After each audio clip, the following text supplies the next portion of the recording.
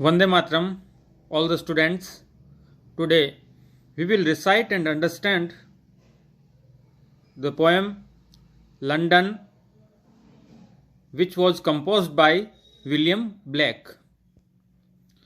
The poem London is taken from the volume Songs of Experience, which was published in 1794. William Blake also wrote another famous volume named Songs of Innocence. But this poem is taken from Songs of Experience. In this poem, the poet William Blake criticized the civilization of the people of London.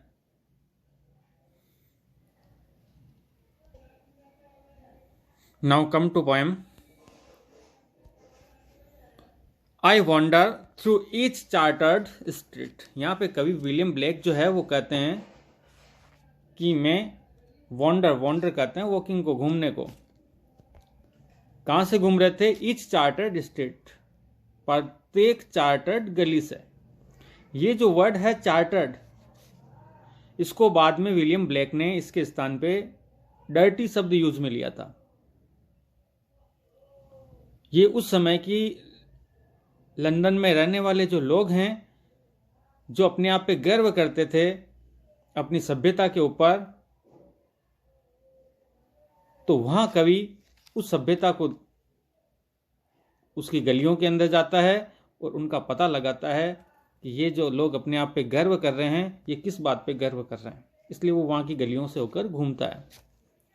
Near where the chartered Thames does flow, कहाँ से होकर गुजरता है? जहां पर ये जो नदी है थेम्स, जहां पे जिसके किनारे लंदन बसा हुआ है, वहां वो घूमने जाता है। एंड मार्क, और देखता है, नोटिस करता है, in every face I meet, जितने भी चेहरों से उसने मुलाकात की है, जितने भी लोगों को उसने देखा है, उनके प्रत्येक के चेहरे के ऊपर उसे कुछ न कुछ दिखाई दिया है। और क्या दिखाई दिया है? मार्क्स ऑफ वीकनेस, कमजोरी के चिन्ह। यानी वो जो लोग थे वो कमजोर थे। मार्क्स ऑफ वो दुखों के चिन्ह, वो कहते हैं दुख को। यानी कि वहां के लोग अपने आप पे गर्व तो करते हैं, लेकिन वो उनका गर्व झूठा है, क्योंकि वो लोग अपने आप में कमजोर महसूस करते हैं, अपने आप में दुखी महसूस करते हैं। In every cry of every man, प्रत्येक व्यक्ति की प्रत्येक चीख के अंदर, चिल्लाहट के अंदर भी दुख महसूस, कमजोरी महसूस होती है।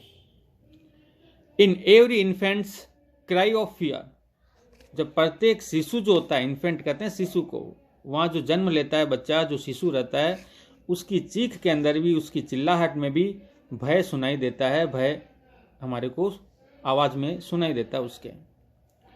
इन एवरी वॉइस, प्रत्येक आवाज के अंदर, in every ban the mind forged manacles I hear, कवि कहता है कि मैं सुनता हूं। प्रत्येक आवाज के अंदर, प्रत्येक बैन जो है निषेधाज्ञा, उसके अंदर मैं प्रत्येक में क्या सुनता हूं कि हमने जो सोसाइटी के अंदर नियम बनाए थे अपने माइंड को यूज में लेकर, वो नियम ही हमारे को आगे परेशानी का कारण वो बनते हैं।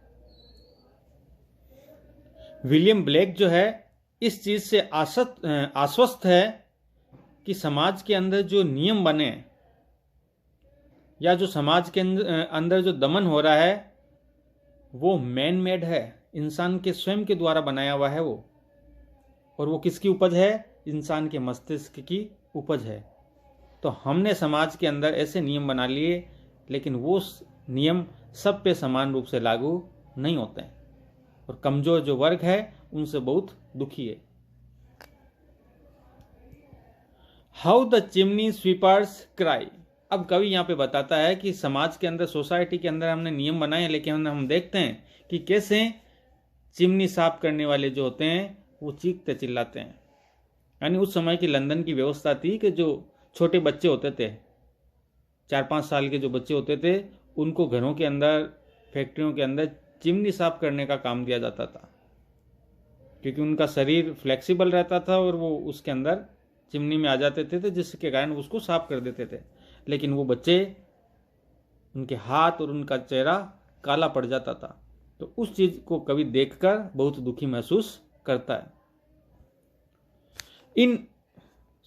Every blackening church appalls. अब कवि यहाँ पे कहता है ब्लैकनिंग, तो प्रत्येक जो काला पड़ता हुआ चर्च है वो स्वयं से काला पड़ रहा है। अपॉल्स का अर्थ है यहाँ स्वयं से, यानी इन चीजों को देखकर चर्च भी शर्मिंदा महसूस करता है। उस समय की व्यवस्था के अंदर चर्च एक उच्च स्थान रखता था। And the hapless soldiers Sai, वहां पे दुर्भाग्यशाली जो सोल्जर्स होते हैं, हैपलेस कहते हैं अनफॉर्चुनेट को, दुर्भाग्यशाली, तो दुर्भाग्यशाली जो सोल्जर्स है, सैनिक, वो भी आह भरते हैं। क्यों? Runs in blood down palace walls, क्योंकि उनको पैलेस वॉल जो है, महल की जो दीवारें हैं, यानी राजा के द्वारा ऐसी सजा सुनाई गई है जिसके कारण उन्हें अब उम्मीद नहीं है जीवन की, इसलिए वो भी क्या करते हैं, आह भरते हैं। तो इस चीज को भी कवि व्यक्त करता है।